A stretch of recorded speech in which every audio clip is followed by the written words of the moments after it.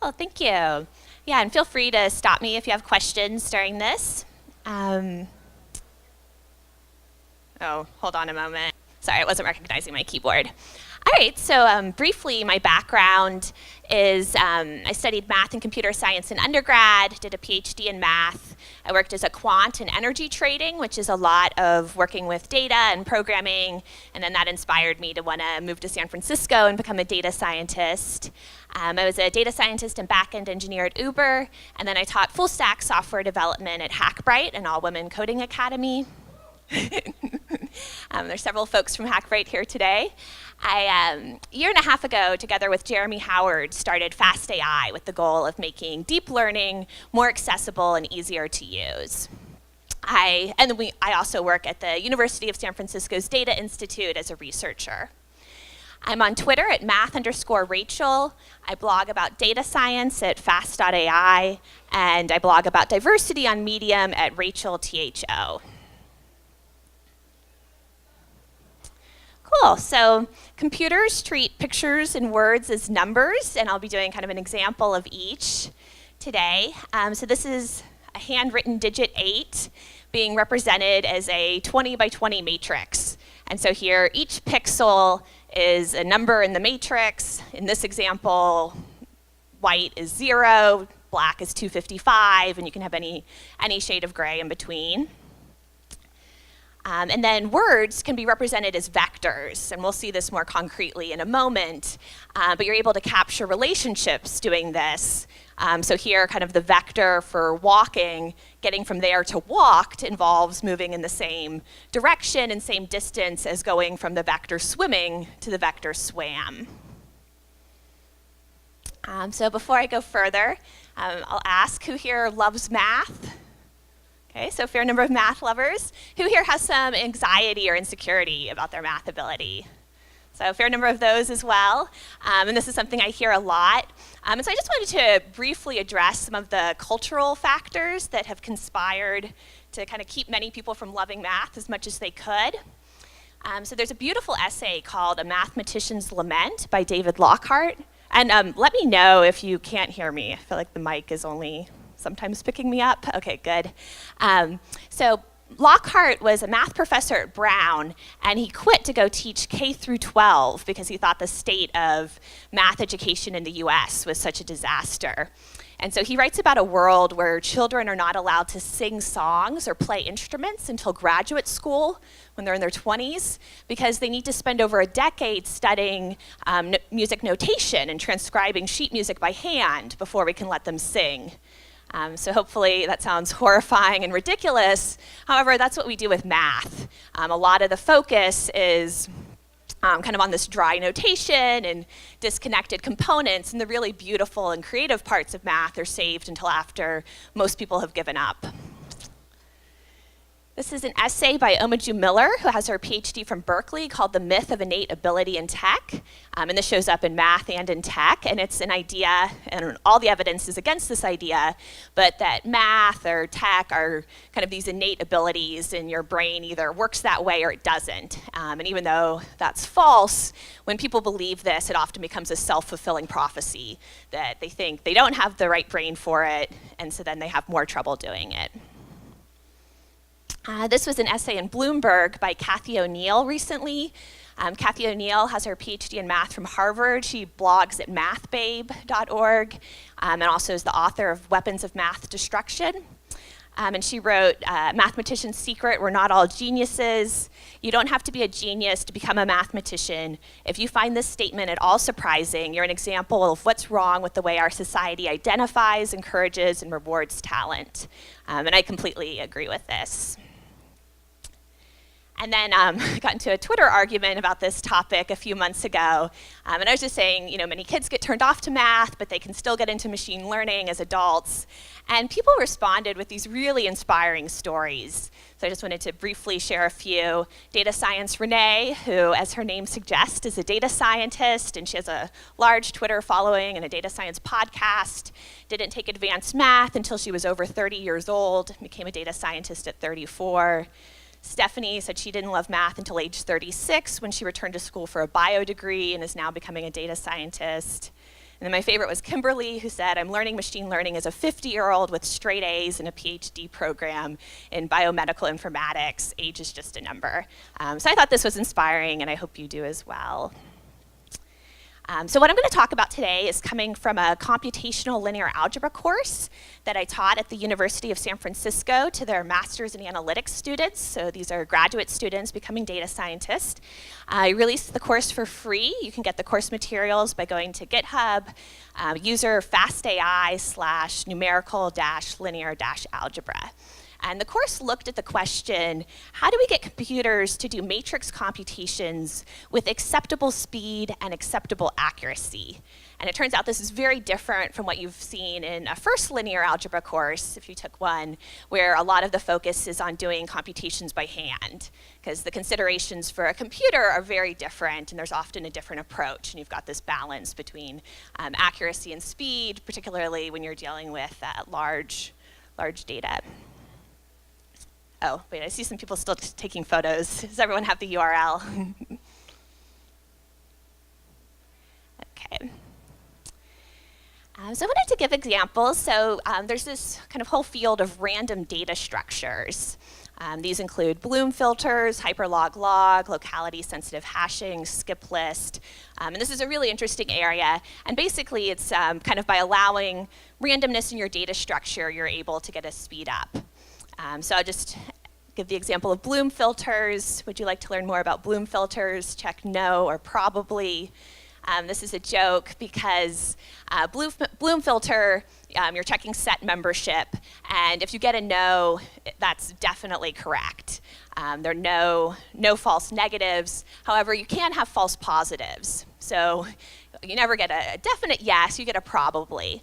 An example of how these are used in practice is that your web browser probably uses Bloom filters to keep track of websites that might be like phishing attacks or malware. And so it'll check, and the majority of websites are fine to go to. So it can check with a Bloom filter. If it says, no, this website's not bad, it sends you there. However, if it gets back a probably, then it can go kind of do a slower check to look at a list of bad sites. And if it was a false negative, no big deal, it sends you to the site. So that's how they can be used. So that's kind of random data structures. And then there are also random algorithms. So here's kind of a list of several. I wanted to highlight randomized LU decomposition, which I thought was interesting. So Gaussian elimination was not invented by Gauss. It was invented by the ancient Chinese, at least as early as 200 BC. And they even had this system for colored rods for doing Gaussian elimination. And if you take linear algebra, Gaussian elimination in a typical course is kind of like one of the first things you cover. And I found a paper from just last year of new research on Gaussian elimination and how to kind of randomize it and run it on a GPU to be faster. And so I thought that was kind of awesome that this has been around for 2,000 years and new research is still happening, particularly in this area of randomness. And then today I'm going to do a case study of randomized SVD. So we'll kind of go into detail about that. So I'm going to kind of do a short demo and then a longer demo. So the short demo is on word embeddings. So words are represented as high-dimensional vectors. And this is what's happening in Google's Word2Vec library. There's also a library called GloVe from Stanford, which is a similar idea. So since we can't picture 100 dimensions, what mathematicians do is pretend that everything is in 2 or 3 dimensions for their pictures. But here the idea is that kitten and puppy and duckling are all baby animals, so they kind of have this similarity in meaning. And so they would be close together, and this is measured by looking at the angle between their word vectors. And then I just tried to choose a random word like avalanche, which is not particularly connected, and that's probably going to be off in some completely different direction. And then this is another picture. This is in 2 dimensions of these word vectors. And something that's really neat about them is that they can make analogies. And so going from king to man, you kind of move the same distance in the same direction as going from queen to woman. And I'll show you this in a Jupyter notebook in a moment to kind of make it more concrete. So the demos I'm going to do today are available on GitHub, fastai/randomized SVD. I'll give you a moment. I see people taking pictures.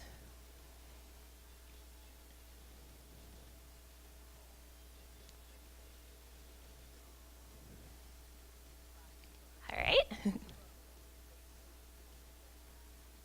Okay. And actually, I should check. Who here has used Jupyter Notebooks before?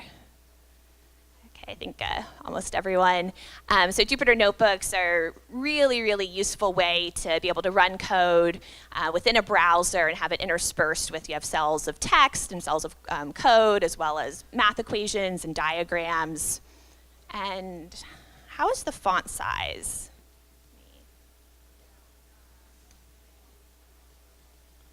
Okay, now is this readable? Okay. So I'm showing, so first of all, these word vectors that I mentioned are really, really useful. They're used in things like Google Translate or Skype Translator. They're also used in Gmail's Smart Reply, which is where it's kind of analyzing your emails and suggesting automated responses you might want to send. And so, in honor of PyBay, I represented the word Python, but here the idea, so this is using Stanford Glove, and I have directions in the notebook on how you can download this data set. The word Python is represented by a 100-dimensional vector, so it's like a list of 100 numbers. And this is not particularly human readable, but it's useful to have a way to represent words. And I'll show you kind of how we can get more insight in a moment. The reason I'm showing this demo is I want to illustrate the idea of a random projection preserving structure. And so we're going to kind of take these word embeddings, do a random projection to go from 100 dimensions, and actually I changed it, I'm going from 100 dimensions to 40, and we'll see that we've still kind of kept the structure that we had. If you're interested in this topic, I gave a much longer workshop all about word embeddings that you can find on YouTube. So here, and actually, let me go back to, I'm not going to spend much time on setting up the data. Just trying to select, okay.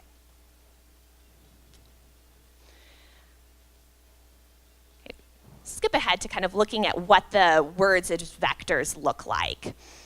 So, as I said, kind of having a list of 100 numbers, not very human readable. However, we can use a distance metric to see what words are similar. So here, I looked at puppy and dog, and the distance, I don't know if you can read this, is 0.276. So they're pretty close together, which fits with, puppies and dogs are similar ideas.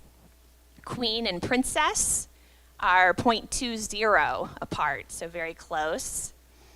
And then unrelated words, like I took celebrity and dusty, looked at the distance, and it's 0.99, so much further. We had queen and princess at 0.2, this celebrity and dusty at almost, 0.99. Avalanche and antique is 0.96 apart. Actually, I should stop. Are there questions about this kind of concept of words as vectors? Yes?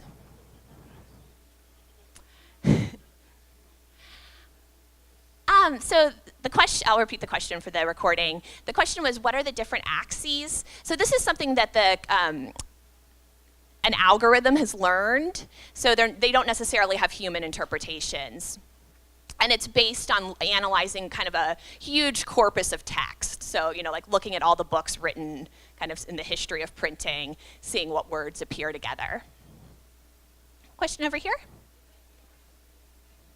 Yeah, so this is English specific. This can be done for other languages. So actually a student in one of our classes is from Pakistan, and he assembled a large corpus of Urdu text and did something similar. Yes?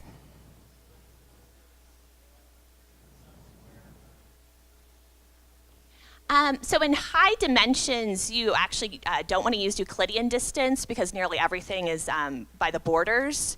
So you use cosine similarity, which is like looking at the angles. Yes? Oh, how would it handle a new word? So yeah, that is, you're going to have to come up with a way of, you don't have a representation for new words. So you'll have to come up with a way to handle that. And over there? So this is kind of outside of the scope of the talk, but there's like an algorithm that's looking at kind of what words appear in the same context together. So it's got this huge corpus of text, and then it's learning what words often appear next to each other. And this is something that Google trained a set word to vec and then release them, and that's really useful, so you don't have to train your own. You can use theirs. Here I'm using Stanford's GLOVE, which same idea, researchers at Stanford trained them and released them. Yes?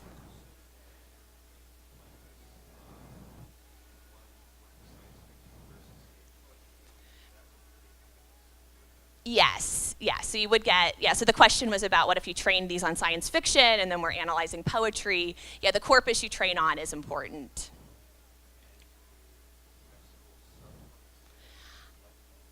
So, I mean, what they did here is, well, I think they might have one that's books and ones that's news, but they were pretty broad. I mean, I think they basically were kind of trying to use everything in their training. And then I'm just going to take one more question on this. These are all great questions from over here, but I want to move on to kind of the demo part.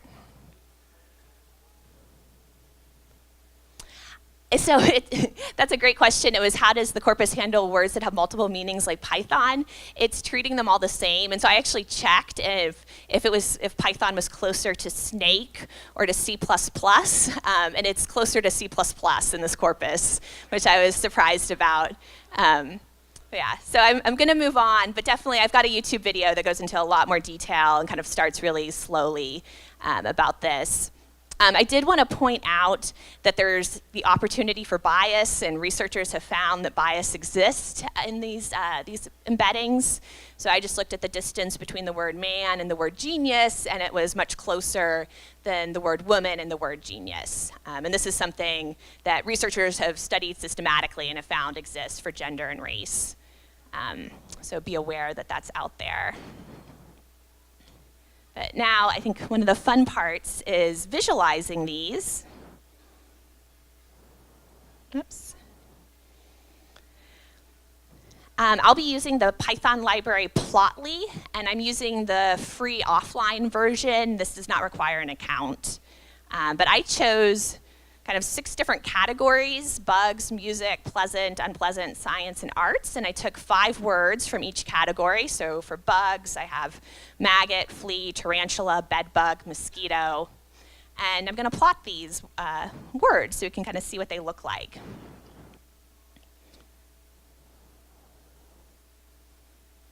Oops. Because I have it scrolled over, I'm like not seeing where my cursor is. So we've got 100 dimensions. We want to view this in 3D. PCA, principal component analysis, is one way that lets us visualize high dimensional data sets in a lower dimension. So I've used that here, and this is what I get. Let me orient this. So I've color-coded the words. So blue dots are bugs, green is pleasant, orange is music. And you can kind of rotate this. And these are fairly well clustered together. It's not perfect, but it's pretty good. If you scroll over them, you can see the words. So this is science, engineering, physics, chemistry. Those are close together. Whoops. Over here, we've got mandolin and harp are near each other. So those embeddings have captured a sense of meaning. Now to pull the randomness into it, I wanted to illustrate the Johnson-Lindenstrass lemma, which states that a small set of points in a high dimensional space can be embedded into a space of much lower dimension, such that the distances between the points are nearly preserved. And I think this is easier to kind of see a picture. But what I do is so embeddings was my vectors of all the words put together in a matrix. Take that, multiply it just by a random matrix. And so I'm going from 100 dimensions to 40.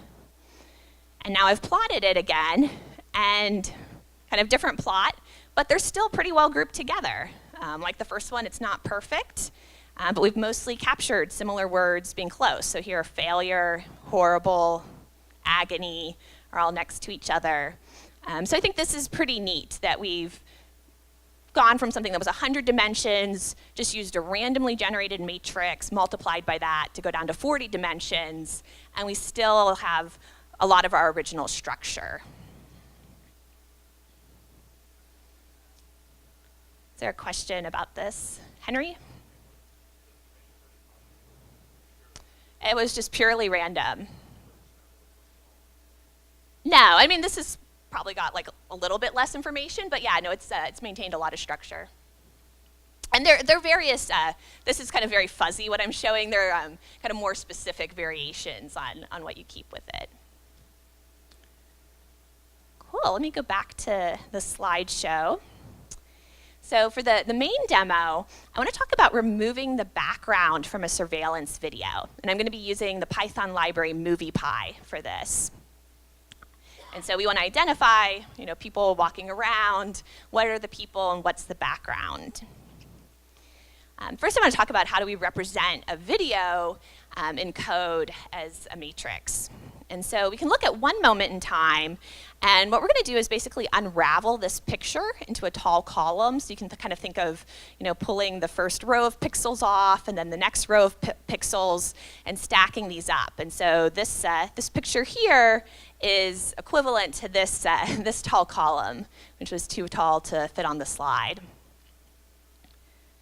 And so we do that kind of at each moment in time, and we get the entire video. Does anyone want to guess what these black wavy lines are? So yeah, I've heard a few people say people. That's the people walking around. And then what are the solid horizontal lines? Yeah, the background, so stuff that's not changing unless a person happens to walk in front. So here we've got a matrix representing a video. And so here, then I've just picked off one moment in time, which is a single column, and you have to reshape it to get it back into a 2D picture. And then breaking this down, the background, each of these is still one moment in time. However, the background is the same at all moments in time, so not the most exciting matrix. And then these are the people, and so I can pick off one moment in time, again, a single column, reshape it, and I've got the people with the background removed. Are there questions about this setup of kind of how we went from a video to a single matrix? All right. So one way to think about it is that this matrix on the left is the sum of these two other matrices, the people and the background. And this is a very useful way to rewrite the matrix as this sum. So this is an example of a matrix decomposition. So just like we use matrix multiplication and addition to put matrices together, we use matrix decompositions to pull them apart. And you can think of an analogy if you've learned about prime factorization, but prime factorization is the idea that we take 144 and say, okay, that's 12 times 12, 12 is 4 times 3, 4 is 2 times 2, and we eventually get that 2 times 2 times 3 times 3 times 2 times 2 is 144. And that's nice because 2 and 3 are primes. So we've represented 144 as multiplication of primes. And so you can kind of think of multiplication and factorization as these opposites. One, you're kind of putting things together and then taking them apart. Factorization is much harder than multiplication, which is good because it's the heart of encryption, that it's harder to take this apart. But it's useful, right, that we have this representation of 144. And so similarly with matrices, it can be really useful to take them apart into other matrices that have nice properties, and which is what we've done here. So we took apart this photo into two matrices that have nice properties. And I want to give a few other examples of matrix decompositions, because they kind of show up a lot of places, and they're different types. So this is one where we've got different pictures of people's faces. So that's what these squares are down here. Each person's face has kind of been unraveled into one column. And we're decomposing that using something called non-negative matrix factorization. And this matrix is different facial features. So here we've kind of got like the bridge of someone's nose and underneath their eyes. This is the tip of a nose, a different type of brow. You know, and you could have like several different types of noses. And then this is how much of each feature is used in each image. And so you could say, okay, you know, this first image has, I don't know, 0.5 of this type of nose brow plus 0.2 of this type of nose tip, and so on. And so this is a kind of different way to represent these faces as their components. Another area where this comes up is topic modeling. So if you have a group of documents, so in this case we have the plays of Shakespeare, you can count how many times each vocabulary word appears in them and put that into a matrix. So here, so the plays are going along, you know, each column is a different play, each row is a different word.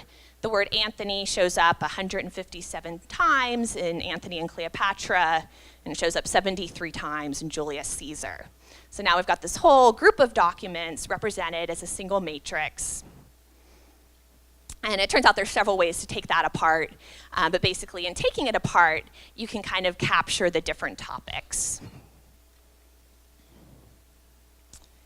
Then I really like this one. This is from a blog post by Jean Kasafi called Robust Tensor PCA with TensorLee that I recommend you check out. But he started with these photos on the left, and these are, the data set was pictures of people's faces lit from different angles, so the lighting's coming from different angles, and then there was what's called gross corruption, so it's very noisy. You can see these, you know, like white and black pixels. This third one, I can't even tell that there's a face there.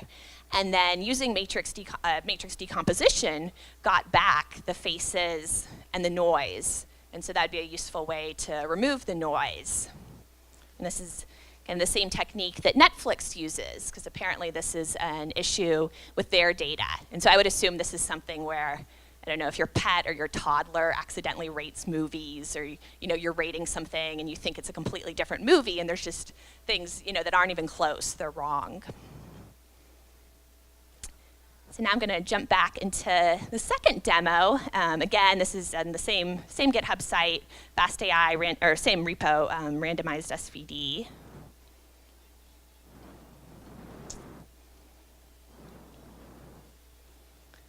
Okay, so we've already seen what the setup is of this surveillance video, something that's kind of nice about MoviePy. And so I've listed where you can download these videos. They're from a data science competition.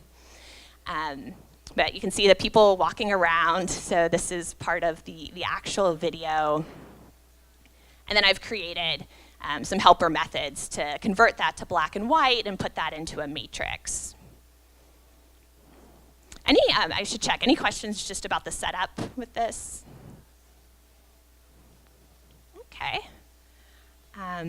Oops.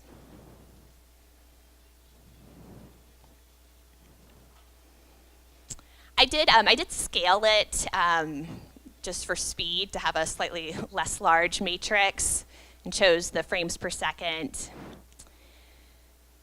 So yeah, here we've got our data matrix, and now we're ready to apply SVD to it. So one computer science professor called SVD the most important linear algebra concept I don't remember learning. It's a really useful algorithm.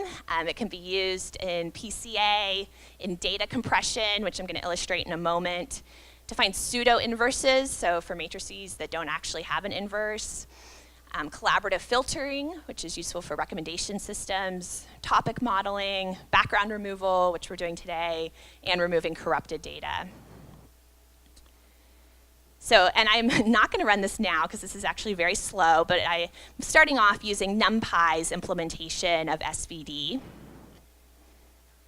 If you do run this, you're going to want to save your results so that you don't have to rerun it if you do it again. And then actually, I'm going to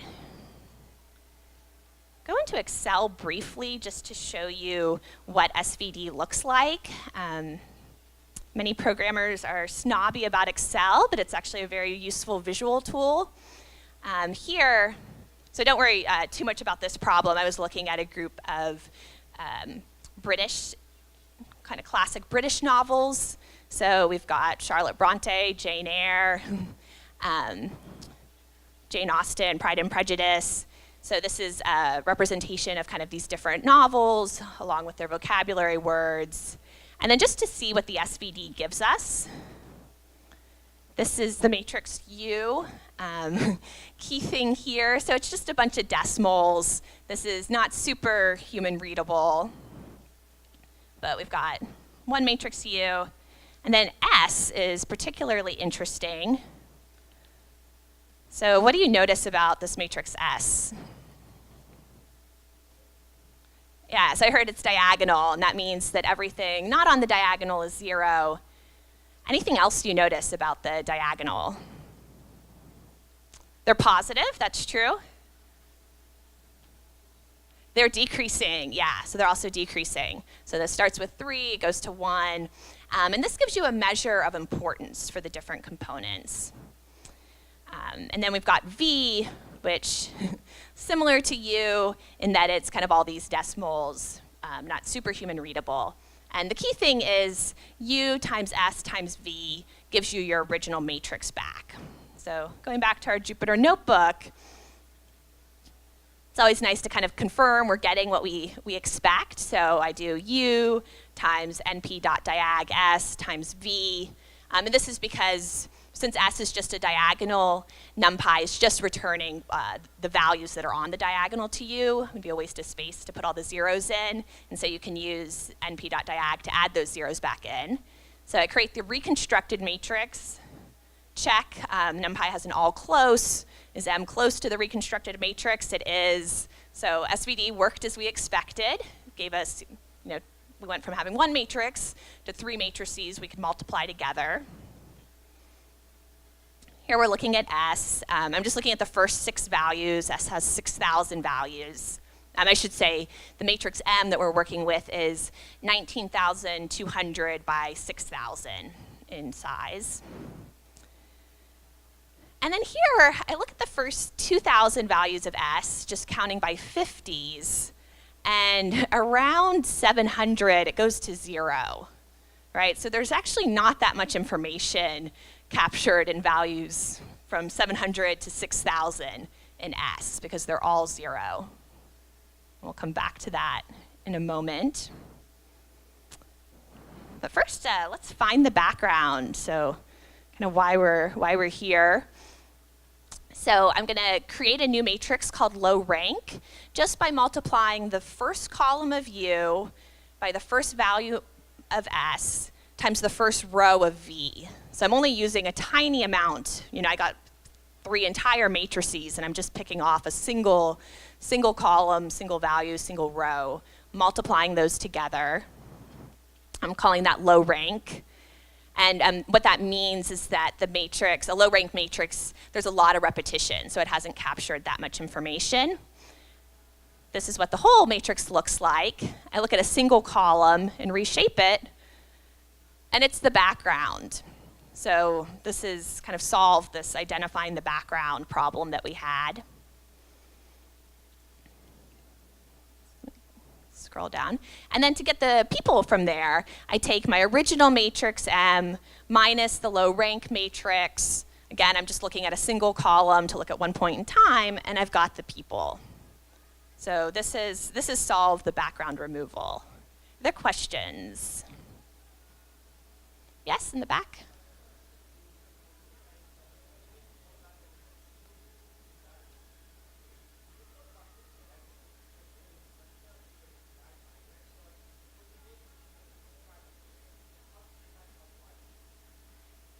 Did you mean for my slides or for when I'm actually creating the matrix?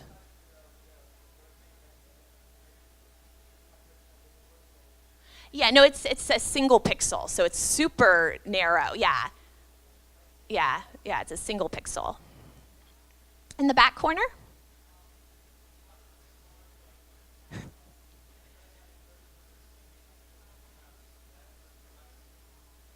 Oh, fewer frames? I think this is slow enough. I think it would still be slow, and I'll get into some actual timing comparisons in a moment. Oh, to pick out the, I mean, that would also depend on kind of how quickly people are moving. So there'd be a number of factors, like how long the video is. Yes?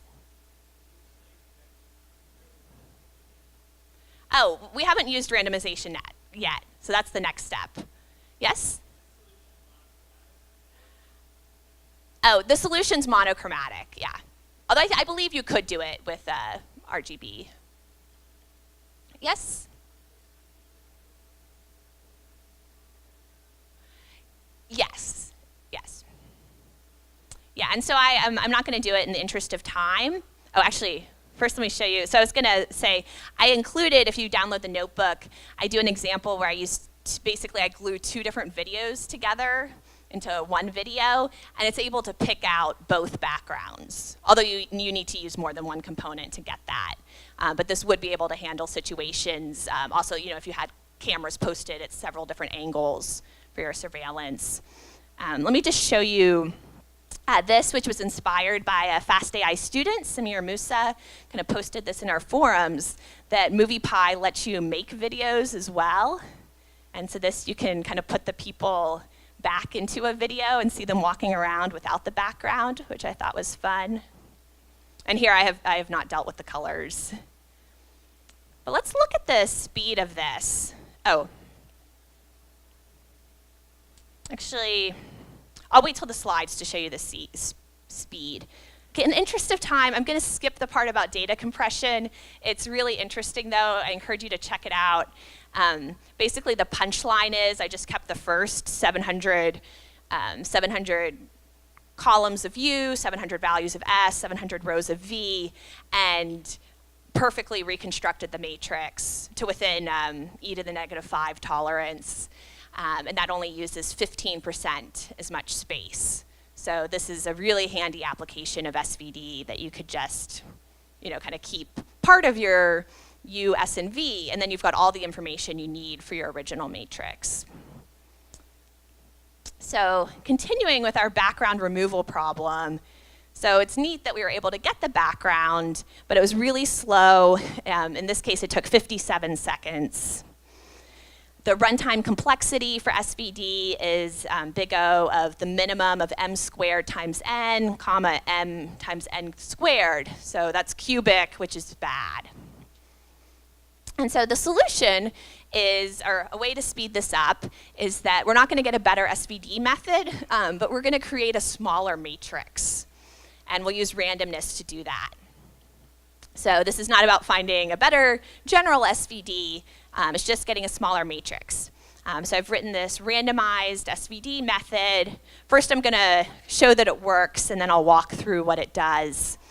But randomized SVD, here we're giving it a parameter, in this case 10, of how many columns of U and rows of V we're interested in, how many singular values of S. So I do that, and it only takes less than 800 milliseconds. So remember, we were going from 57 seconds before with NumPy's SVD. So this is a huge speed up. And I can check, again, just pick off the first column of U, first singular value, first row of V, and I've got the background. And then do the original minus the background, and I've got the people. So we've got a much faster way to do this now. Let me walk through what that's doing. So we start by getting a random matrix. There's kind of nothing special about this. And this matrix is 6,000 by 10. So that's kind of too skinny to print. So I just printed part of it and reshaped it into a square. So you could see that this is really just random noise. I multiply M by the random matrix. And what that's basically doing is kind of taking like a randomly weighted average of the different points in time. So you can display one of those. It's kind of like a smudgy combination of the pictures. This is another one. Then we're going to do something called the QR factorization. If you're interested, QR factorization I cover in the computational linear algebra class in a lot more detail. But basically, Q is giving you this kind of very normalized version of the matrix that you started with. And so it's got some really nice properties. Although to my eye, just looking at Q, it looks pretty similar to above. So here we're just printing off. We did the QR decomposition of M times our random matrix. But these, the columns of Q are perpendicular to each other in a sense. So this is kind of capturing different information than this column. We've got, the first column and the second, different information. And then finally, we've got this Q with great properties. We can multiply that by M to get a smaller matrix. Then we take we're still using the same numpy.linalg.svd now on our smaller matrix. We get back, I'm calling it U hat S and V, and that's because it turns out that S and V work for our original matrix M that we've kind of done these transformations to. And then we can get a U that works for the original matrix just by multiplying by Q. And then I check that this kind of reconstructed matrix using U, S, and V that I calculated through this process works for kind of picking out the people versus the background. And I'm sorry, that was a bit quick. I wanted to make sure I get to the timing comparison. I have a whole section of math details if you download the notebook or clone the notebook from GitHub. So I go into it more there. But it's kind of the key idea is that you're taking your matrix M, multiplying it by a random matrix. We have to do this normalization on it that is QR decomposition. Then we get the SVD of that, and we've got something much smaller now. And then that SVD, it's easy to get from there to a SVD of the full matrix M. Yes, in the first row?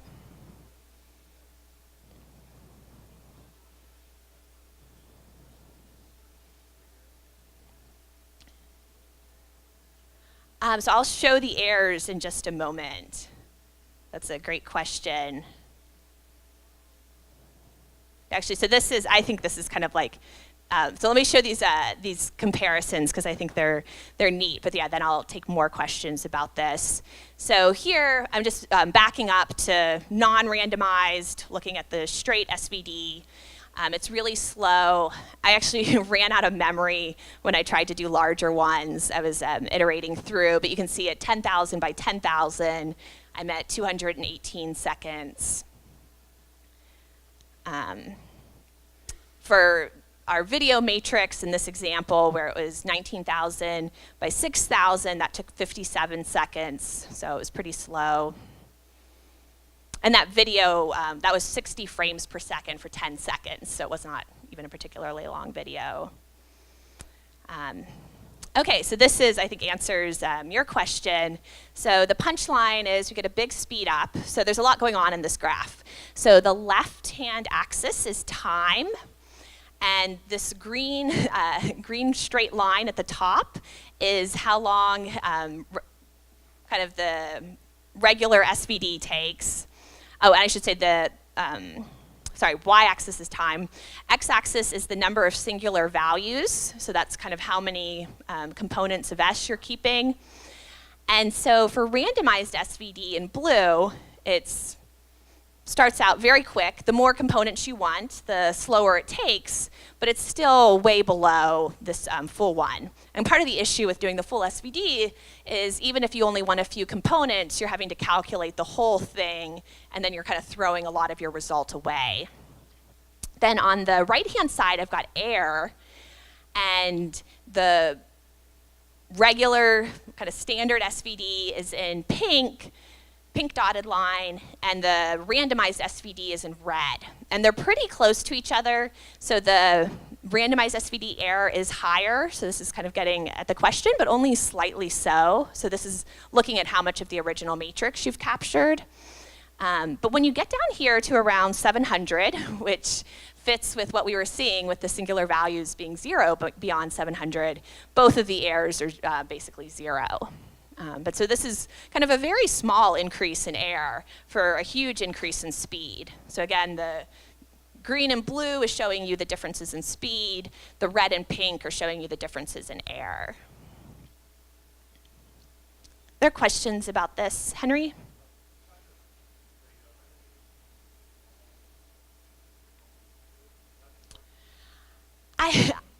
I'm not sure. That's, yeah, a good question.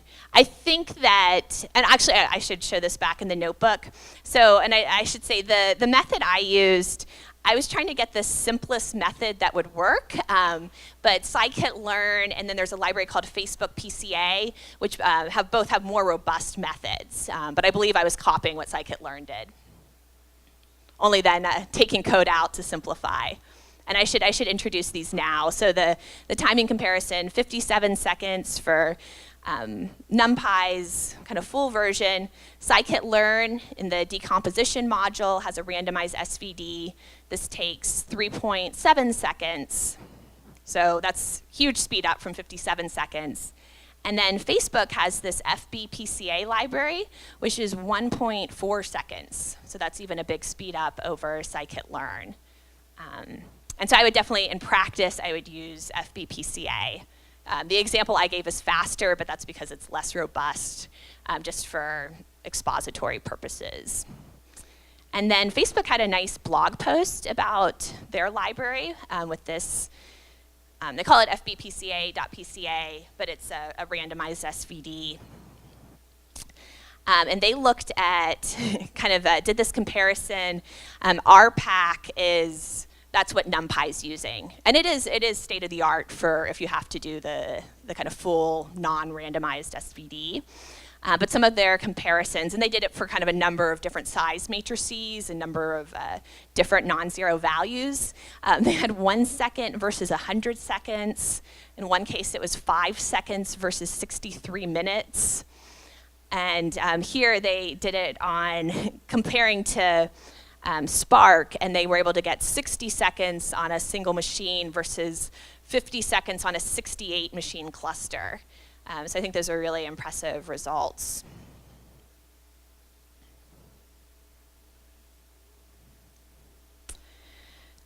It runs on a CPU, I believe, yeah.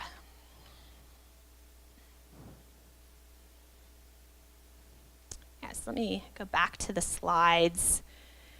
So yeah, this is the Facebook post I mentioned. It's by Andrew Tulloch, and it's called Fast Randomized SVD. It also kind of gives an overview of the algorithm as well.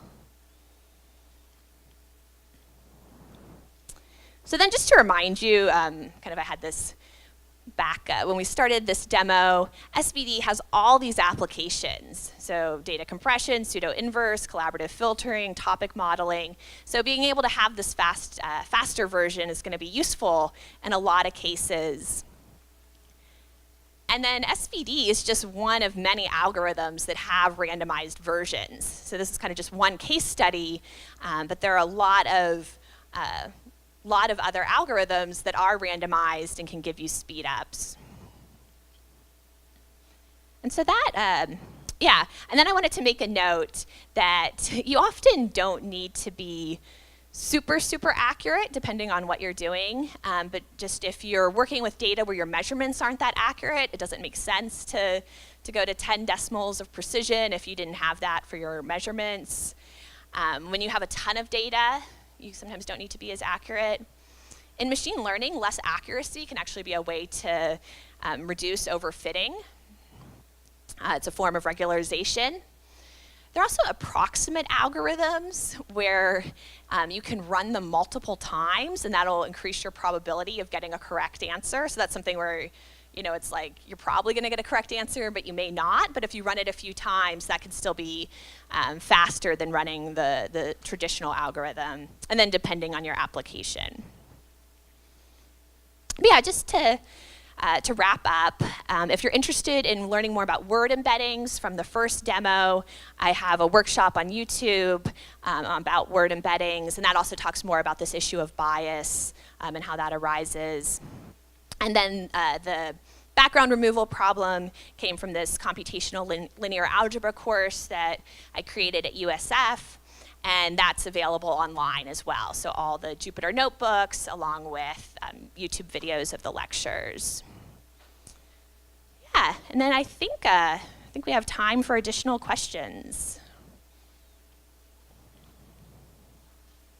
Yes?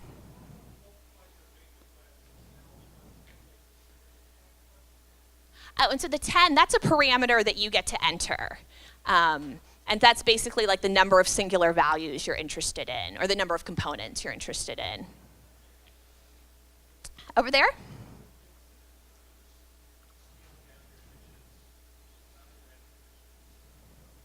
This would be more accurate.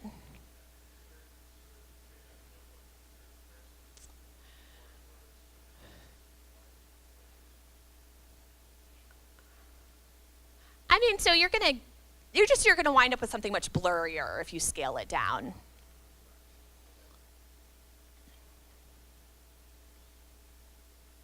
Any other questions? Yes?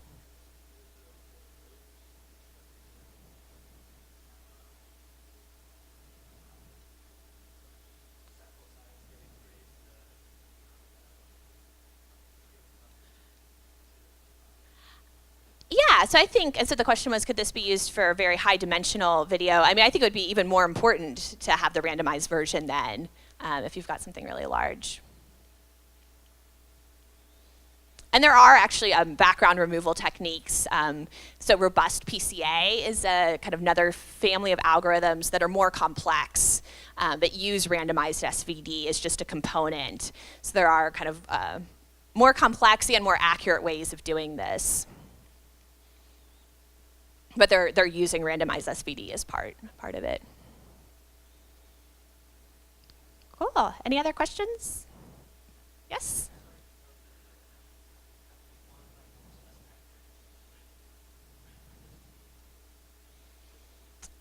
So what I was quantifying in my chart was how much of the original matrix was able to be reconstructed. And so for the question of background removal, that would be different because it's possible that you could get the background with less accuracy than the original matrix has. But I was using kind of, can you reconstruct the original matrix? So that's kind of like an even higher bar. Yes?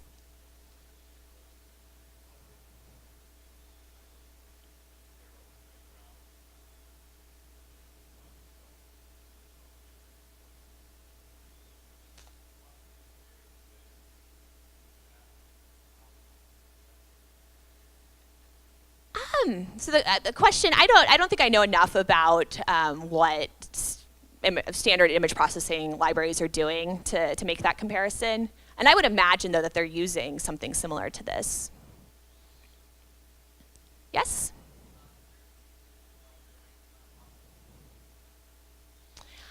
So basically, the rank 1 approximation is kind of capturing what has the largest component. And so here it kind of makes sense that the background is like the most present thing.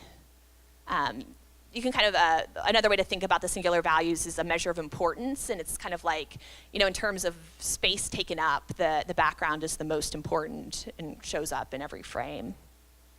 And so that's why it's valuable that what you get back from SVD, that those S are in decreasing order, so it's like the first one is the most important thing.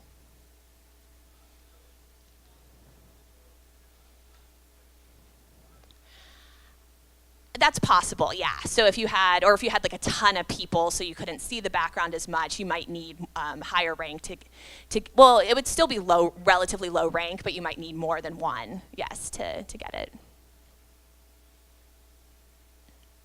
All right, great, thank you. So yeah, we've got about 5 minutes till the next one.